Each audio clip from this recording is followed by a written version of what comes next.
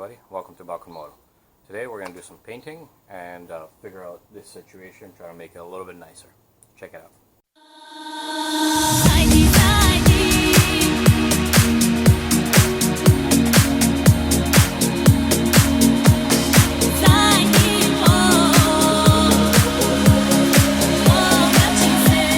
Okay, so plan for today is I'm going to take off the speedo.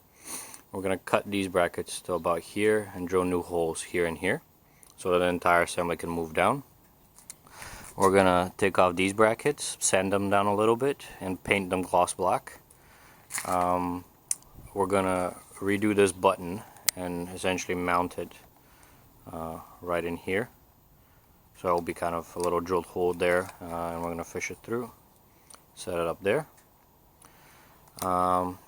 The other thing that we're going to do is we're going to take off the brackets from here and from here, sand them and paint them gloss black as well.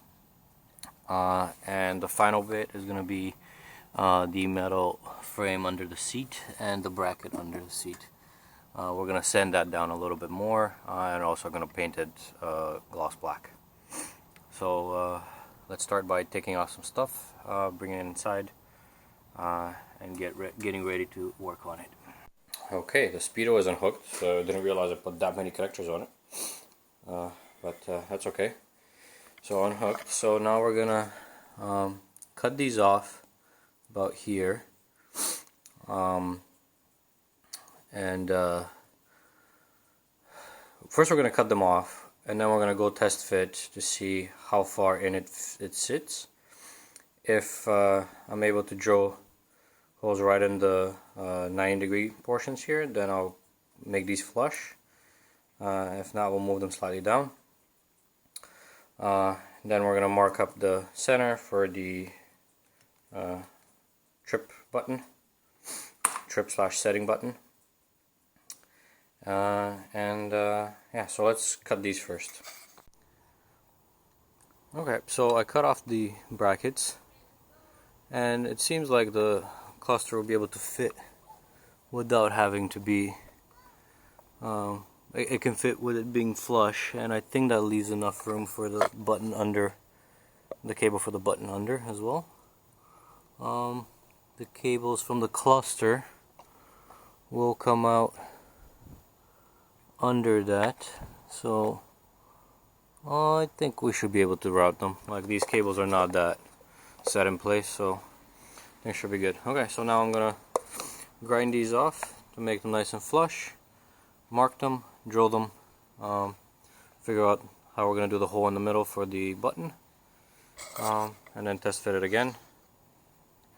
Once we test fit it and it fits, then we're gonna take off these guys, start sanding, painting, and all that.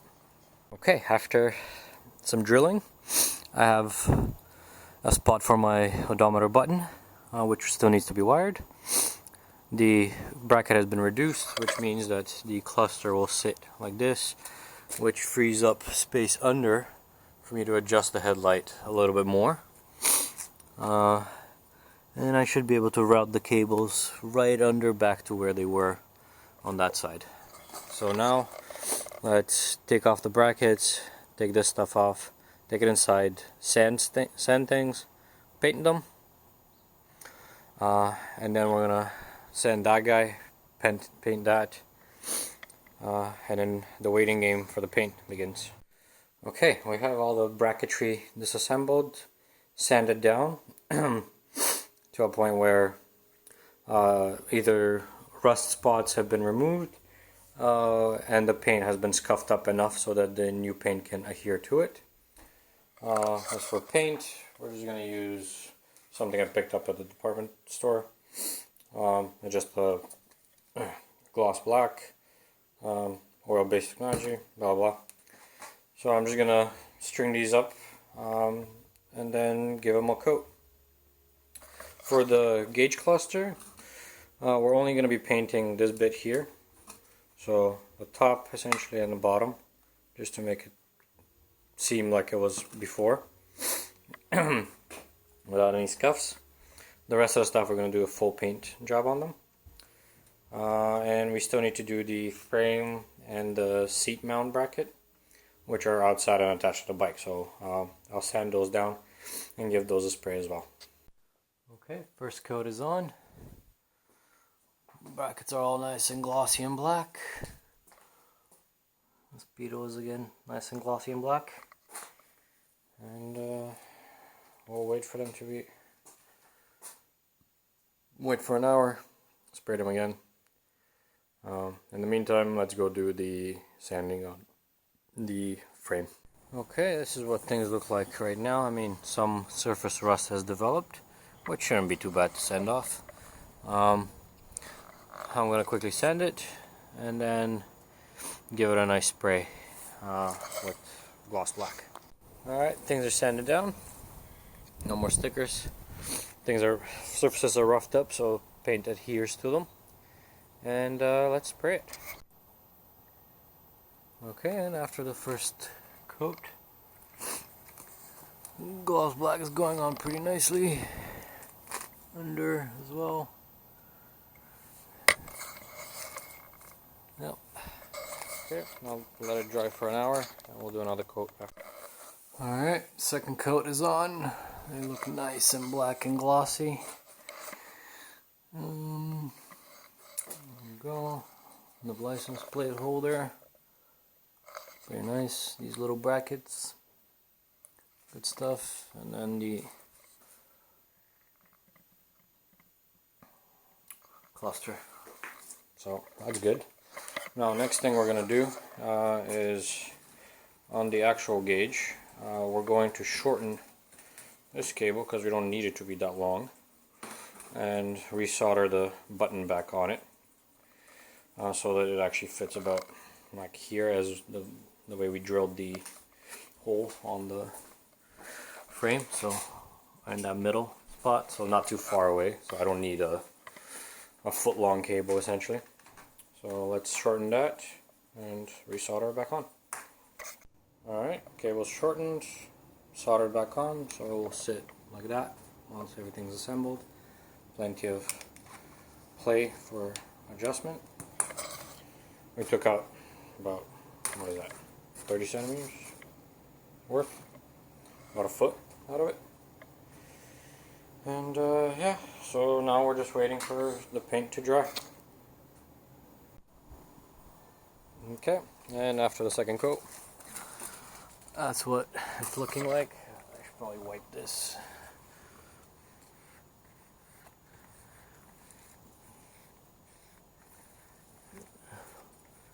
So I'm not reducing visibility even more on this thing. Okay, it's nice and shiny. Just gotta wait for it to dry. On the bottom as well, good stuff. So it shouldn't be rusting anymore, I hope. And yeah, so just gotta wait for everything to dry and we're good to assemble. Okay, so after assembly we have the speedo with the shortened bracket. These are the brackets that are attached to the top yoke, buttons in the middle. We have the brackets for the mudguard, nice and blacked out, and the license plate holder also blacked out. So I'm just going to put the license plate back on, mount this guy back on the wheel, route the cables again, plug everything in, assemble, and we're ready to ride. After routing and setting everything up, this is how clean everything looks. It's all nicely tucked. We have that extra little bit of space to adjust the headlight. The rear also nice and black. License plate's up. Everything's nice. And the added feature with the button is the trip. So now I can switch to the trip view or that, as well as reset the speedometer to miles per hour if I need to. But since we're in Canada, I'm going to keep it at kilometers an hour. And yeah, everything still works. Blinkers, horn, I mean that doesn't really matter. Headlight, For some reason that's not coming on. I should check that wire is plugged into the right thing, but might have plugged it into the wrong thing. Weird. Anyways, oh fuck, these cables are out. Anyways, I'm just gonna mount the seat and figuring what the hell is going on in there with the high beam symbol. We'll be done with some other time, and I gotta get home because it's fucking cold. Just to show you after everything's actually assembled, and we have a little bit better lighting, so all of this is nice and black and glossy. This is just dirty, but technically it's the same color. We have the plate on the back, and of course the speedo. This I'm very happy with. It's a lot cleaner. Like I showed you before, we have it seemed like it was too cold outside, and now the high beam indicator actually works. Blinkers work. What else is on there? Oh, the engine heat level. Also, the trip meter works, so I went a kilometer. Speedo works. Taco works. And yeah, everything's good. Alright guys, that was it for this episode. All the bracketry is now painted. We're ready to install the license plate light. And that would be it in terms of like adding things to the bikes. We still need to replace the clutch plates. I did notice a little bit of an oil leak on the front right fork, so I'll keep monitoring that. I think we're going to need to replace the fork seals at some point. And we're getting closer to being ready for safety. So make sure to subscribe, hit the little bell for notifications when new videos become available. Make sure to follow me on Instagram at BalkanMoto2018. And that's it. Thanks for watching, and see you next time.